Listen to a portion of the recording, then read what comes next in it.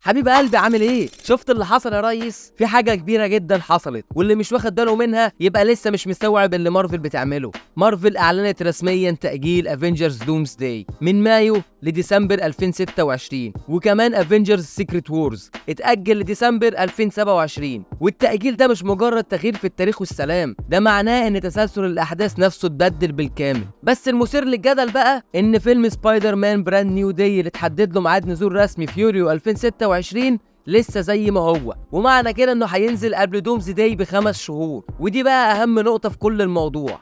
لما فيلم سبايدر مان بيجي قبل فيلم افنجرز، ده معناه ان احداثه هتكون ليها تأثير مباشر على اللي هيحصل بعد كده، وممكن يكون هو المدخل الاساسي او الصراع الكبير للي هيحصل في افنجرز دومز داي. وعشان كده السيناريو اللي كلنا كنا متخيلينه اكيد اتلغى. يعني بدل ما بيتر باركر بيجي بعد الكارثة، ممكن يكون هو السبب او المفتاح للكارثة. ولو فكرت فيها شوية، البوست كريدت سين بتاع براند نيو داي بنسبة كبيرة هيكون هو النقلة المباشرة لفيلم دومز داي، خاصة بعد الترتيب الجديد. والاكتر من كده كمان ان من يومين كان طلع تسريب تقيل قوي بيقول ان الفيلنز اللي هيظهروا في الفيلم هم سكوربيون وبوم رينج وتوم ستون. يعني احنا كده داخلين في منطقة العصابات وحرب الشوارع والستريت ليفل هيروز بقى. وموضوع المالتيفيرس ده هيبقى على خفيف قوي، او ممكن يكون في نهاية الفيلم عشان يأهلنا لافنجرز دومز داي. والممتع في موضوع الستريت ليفل هيروز ده ان هو بيرجعنا لاجواء سبايدر مان الكلاسيكية، بس في نفس الوقت وجود 3 اشرار بالشكل ده بيفتح باب لفكرة تجمع سينستر 6 في المستقبل.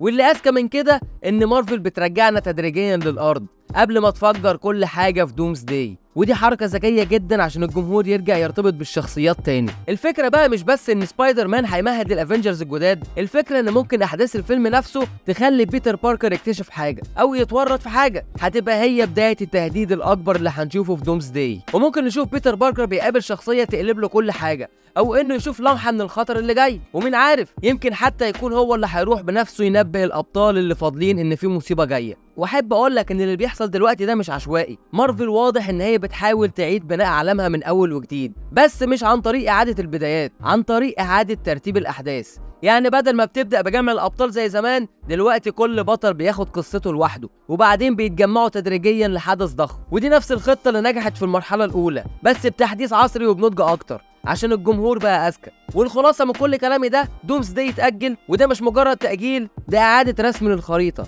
وسبايدر مان بقى قبله، وده معناه ان الفيلم بتاعه بقى مهم جدا في فهم كل اللي جاي. والاشرار بتوع سبايدر مان براند نيو داي هم سكوربيون وبوم رينج وتوم ستون، وده تاكيد على الستريت ليفل هيروز اللي هيحصل في الفيلم. فالمفروض بقى ان توقعاتنا كلها لازم تتغير، لان السيناريو بيتكتب من اول وجديد. فقول لي رايك في الكومنتات يا حبيب قلبي. هل انت متوقع ان سبايدر مان هيكون هو السبب في الاحداث اللي هتحصل في دومز داي؟ وهل فعلا ظهور ال3 فيلنز دول هم بدايه للسينستر 6؟ وايه اكتر سيناريو متحمسين ليه دلوقتي بعد اللي حصل ده كله؟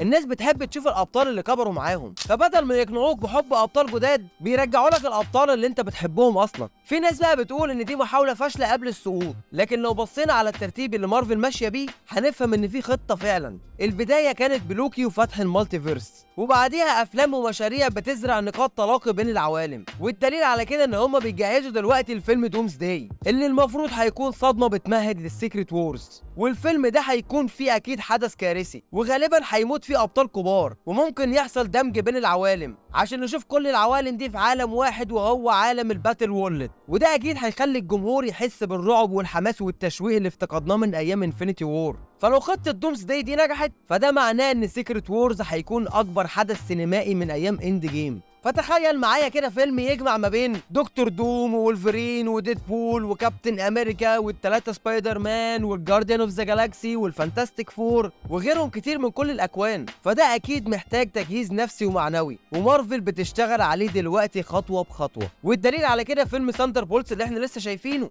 اللي زي ما قلت لك الفيديو اللي فات ان الفيلم ده هو بدايه الشراره لفيلم افنجرز دومز داي، وهو اللي ادى لمارفل الضوء الاخضر عشان تبدا تلم ورقها بقى. وكل ده بسبب البوست كريدت سين التاني اللي كان من اخراج الروسو براذرز. فما تنساش تشوف الفيديو اللي فات كده عشان تفهم كل حاجه. فالسؤال اللي لازم نساله دلوقتي، هل ده فعلا هيرجع مارفل للقمه، ولا احنا كجمهور اتغيرنا وبقينا عايزين قصص اعمق وتمثيل اقوى مش بس اكشن وسي جي اي؟ فمن وجهة نظر انا ان رجوع الشخصيات لوحده مش كفاية، لازم تكون في قصة تستاهل وكتابة قوية ومخرجين يفهموا جمهورهم. ولو مارفل فهمت ده يبقى فعلا ممكن ترجع اقوى من الاول. وفي النهاية خطة مارفل دلوقتي مش بس رجوع ابطال قدام، دي خطة اعادة بناء ريكونستراكشن فيز.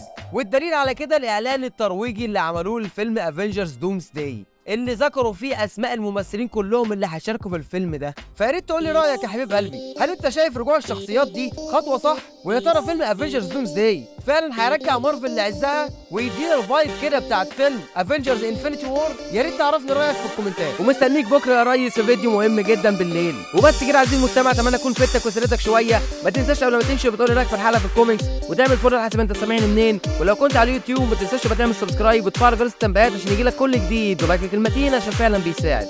كان معاك ابراهيم حسوبه من حسوبه توكس. سلام.